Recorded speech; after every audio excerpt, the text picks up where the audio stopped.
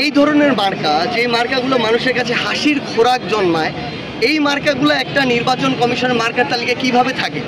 এটা তো তাদেরও রুচিবোধের একটা প্রকাশ। সো তাদের এই জায়গাটা তাদের নিজেদের ঠিক করা উচিত। আমাদের কেন বলে দিতে হবে যে একটা নির্বাচন কমিশনের মার্কায় মূলা, বেগুন, খাট, থালাবাটি এগুলো থাকতে পারে না? মানে দেশে কি মার্কার অভাব পড়ছে? সো এটা তাদের রুচিবোধের একটা প্রকাশ পায় এই জায়গায়। আমরা আশা করছি তারা এটা সংশোধন করবে। দ্বিতীয়ত আমরা স্পষ্ট করে বলি, যেহেতু আইনগতভাবে আমাদের এনসিপির শাপলা প্রতীক পেতে কোনো ধরনের বাধা নেই। কালার এক্সপার্ট, জর্জ স্যাপ এবং মাইল্ড অন হ্যান্ডস টেকনোলজি সমৃদ্ধ অরিক্স ক্রিস্টাল ওয়াশ আপনার লন্ড্রি এক্সপার্ট।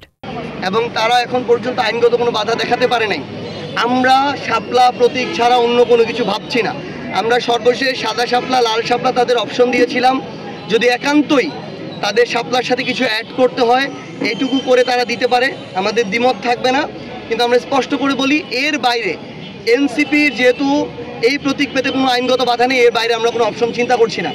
এটা আমরা স্পষ্টভাবে দেখতে পাচ্ছি, এখানে নির্বাচন কমিশন স্বেচ্ছাচারিতা করছে।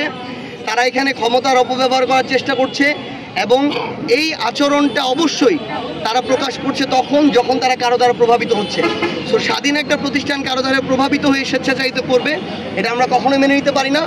এটার জন্য যদি আমাদের রাজনৈতিকভাবে মোকাবেলা করতে হয়, অন্য কোনোভাবে মোকাবেলা করতে হয়, আমরা আমাদের জায়গা থেকে সেটা মোকাবেলা করেই শাপলা মার্কা নিয়েই এনসিপি আগামীর নির্বাচনে অংশগ্রহণ করবে।